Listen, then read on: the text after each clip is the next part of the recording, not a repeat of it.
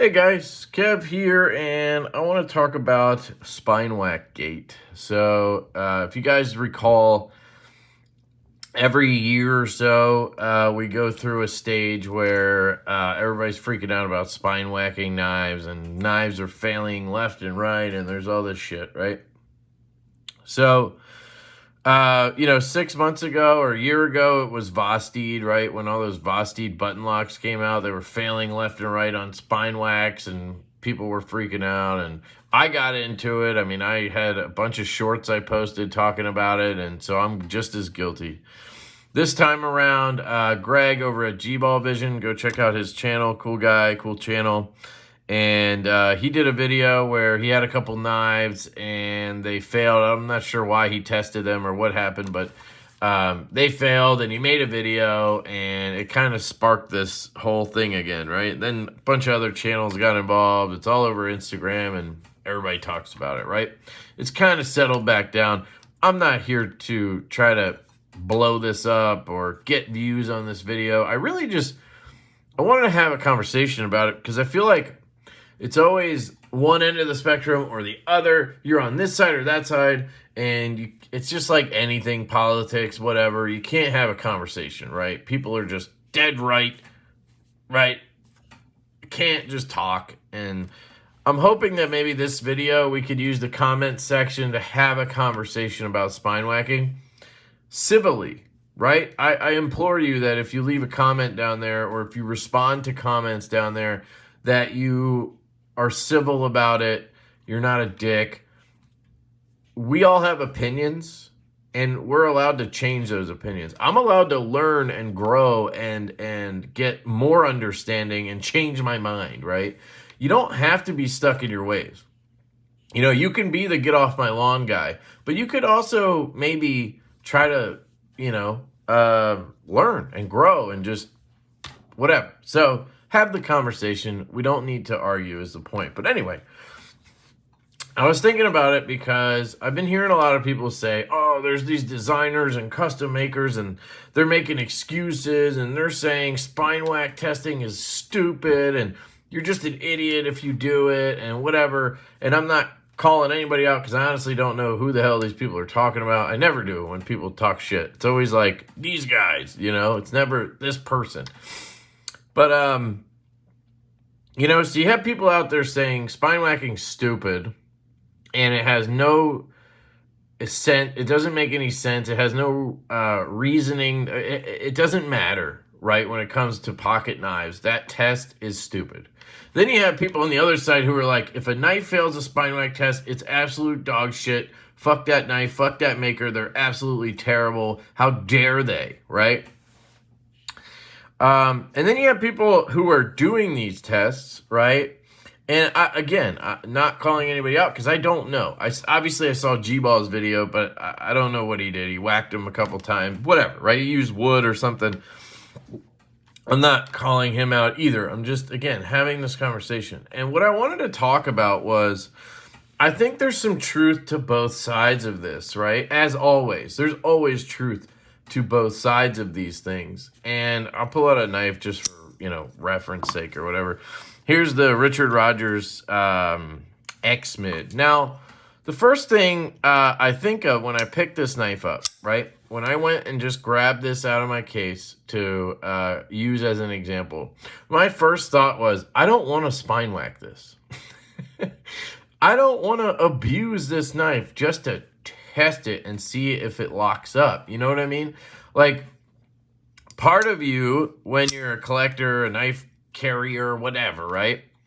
You don't want to, break your knife testing it. That makes no sense, right?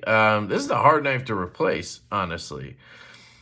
And part of the argument on this side of the spectrum where they say spine whacking is stupid is they're saying when you go and whack this, you could be damaging the knife and forcing it to fail when that's not an action that you're normally taking with the knife. So you're literally just ruining your knife by doing it. You're going to force it to fail by deforming the lock face, right? And then, yeah, sure, then it's going to fail eventually, and you're going to blame the knife. But you literally beat beat it into submission. You know what I mean? And I think about that when I pick a knife up like this. Like, I just whacked it a few times. I didn't go crazy because I don't want to fuck this knife up, right? And there's truth to that. You can damage and deform the insert or whatever. They're not all made out of 68 Magna Cut or whatever. Like, the lock face can deform if you hit it hard enough. That's not really what it's meant to withstand. It's meant to withstand pressure, right?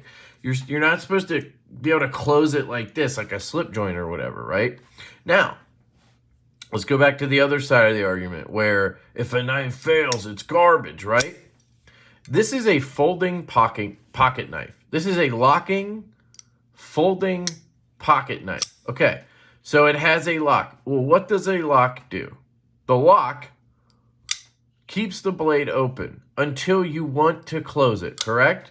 So, yes, this should not fail. This should not fail because that's what its job is, to stay locked open, okay? So the argument that it's stupid to expect a knife to not fail, like, it just doesn't make any sense, right? Like, of course this shouldn't fail. Of course it shouldn't close when I whack it, right? That's common sense, I think. But we have to be realistic. Let's go back to the other side of the argument. Spine whacking is dumb. And it's dumb in the sense that people who whack a knife repeatedly, that's a terrible test to me. So the scenario that I always hear is I was working under my hood in my car, right? I was doing whatever on the table, and my wife called me. My mom called me. The hood fell or whatever. And I turned and flap. I hit a pole. I hit the hood. I hit, the tool that was sitting there or whatever. And I whacked that tool or hood, and then the blade closed and sliced the shit out of my fingers. Right? That's the story you always hear when it's a knife failed a spine whack. Unless it's somebody really dumb who fucking was doing spine whack tests like this and it closed on them. Then you're just an idiot because, you literally did a test without... anyway. So the reason I bring that example up is when that happens, that accidental spine whack, it's one whack. Like, in what world is there an accident where you go whack, whack, whack, whack, whack, whack, whack, as hard as you can, like 10 times? There isn't. That's not a true scenario, okay? So when you do a spine whack test, I think one strong whack, that wasn't super strong. Again, I'm not trying to fuck this knife up, okay? I'm just trying to, prove talk about this. Prove a point. Sounds just like what I'm trying to argue against here. I'm trying to just have the conversation. I want to hear your thoughts about what I'm saying right now, okay? So one whack like that, that's a fair spine whack test in my opinion. As soon as you start whack, whack, whack, whack, whack, whack, whack, it's not a fair test anymore. And the reason why, in my opinion, that is not a fair test is any lock, I think, is susceptible to vibration causing failure. So when you're whacking that, you're slowly letting that lock face walk out, I think. You're whack, whack, whack, whack. Every time you whack it, it jumps a little, jumps a little, jumps a little, jumps a little, jumps, boom, and then it fails. Right? Now that knife just failed the spine whack test. Is that knife garbage? It took 7 whacks in a row as hard as you could to fail it? No, I think that lock did its fucking job. That lock kicked ass. It took 7 hard whacks in a row in succession to fail it. If it whacks one time and doesn't fail, boom. That knife's good to go, in my opinion. Okay? Back to the other side. If you whack that knife one time and it fails, it sucks. It's bad. It shouldn't fail on one whack. Now, maybe if you whack the absolute hot shit out of it, like Hulk Hogan whack it, like something that would never happen in real life, again, it's gonna fail at some point, right? These locks, right? Here's another angle to all this.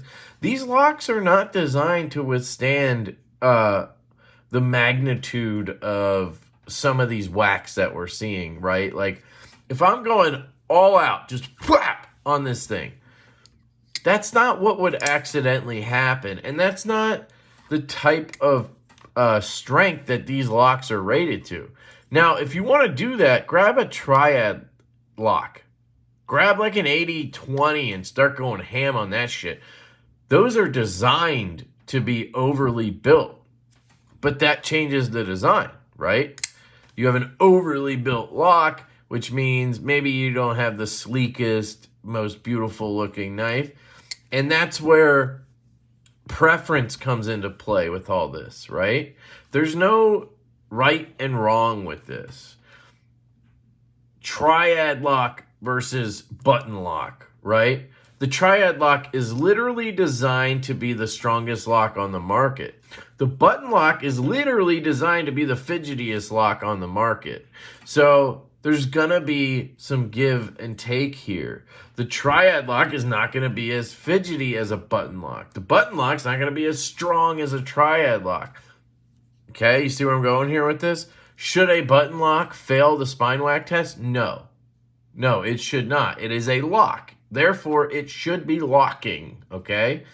But it shouldn't have to withstand 10 whacks in a row. One strong whack. That's the real test to me. That's the accidental whack.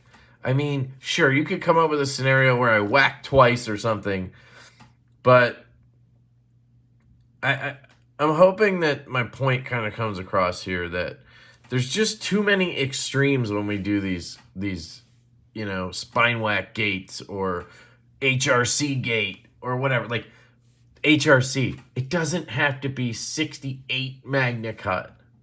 64 is okay. You know what I mean?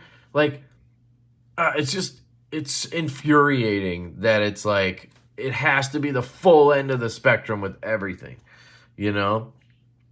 And then another thing I would say is, if you're somebody who really puts stock in a lock being super strong and you hate when locks can fail, then you should probably be buying stuff like crossbar locks and triad locks and stuff like that, that you know is going to be super strong, right? Because strength and failure, right? There's some kind of a triangle here, right? You look at it like fidget, or, yeah, I don't know what you want to call it, because, you know, the 80-20 is fidgety, right?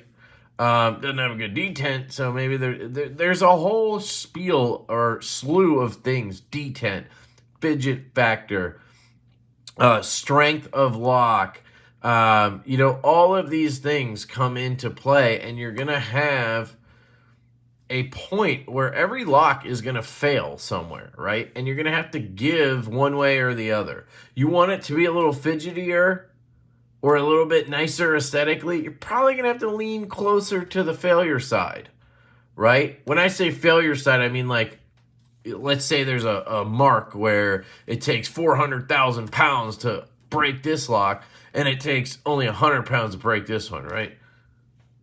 There's a scale, you know? In my brain, this is how I see things, right? So no lock should fail a single spine whack of... and really, I mean, a normal just whack, right? No lock should fail that. But I don't think a lock should have to withstand multiple blows, because, again, vibration comes into play, and different locks will be susceptible to different things, right?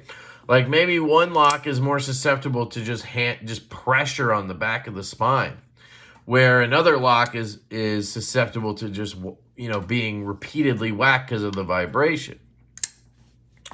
So I don't know. Those are my thoughts on it. I think the whole thing is a bit silly.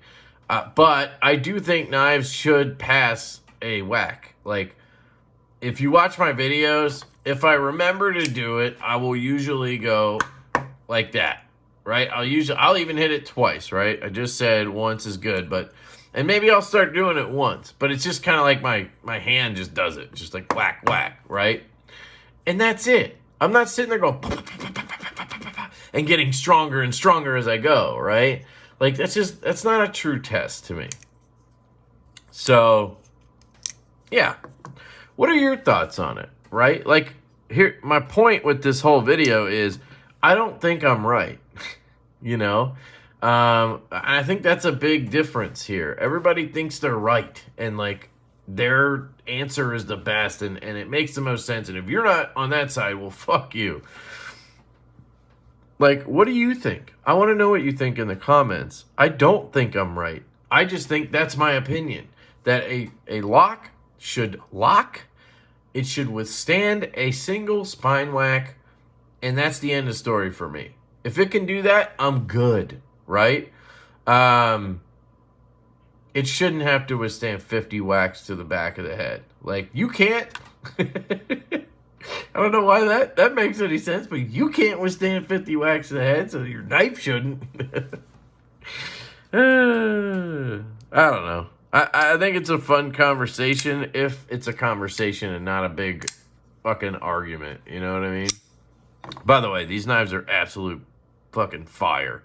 The X-Mid here from Richard Rogers, they did another drop today in my world, and I hope you got one, because this thing is the best knife since sliced bread. It's so good. And I got this Sharp by Design Mini Evo, and yeah, it's ridiculously good as well. Really stoked on these two knives right here. I got this little guy. It's 27 bucks on Amazon. 9-tie EDC, little utility folding crossbar lock. Pretty cool. These all passed the spine whack test, so if you came here to see me whack a bunch of knives, you know, that's not what this video was about. This video was just about a conversation, and I'd like to have it be just that, a conversation and not an argument. So let's talk about it. Hit me in the comments. I'll try to answer them all. If you are in the comment section, please be civil, and let's chat. I think it's a good, very, very good topic. And that's honestly what, to me, it's all about in this community is, you know, interaction. It's not about winning arguments, you know. So I love you guys. I appreciate you checking this video out. Share it with people if, you know, you've had the spine whack conversation with them.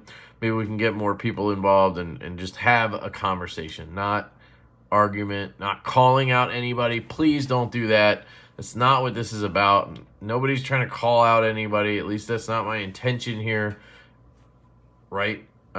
Which is why I don't think I named any names except for maybe G-Ball, but I had to. It's his channel. And, you know, you should go check that video out, see how this all kind of started again. But point is,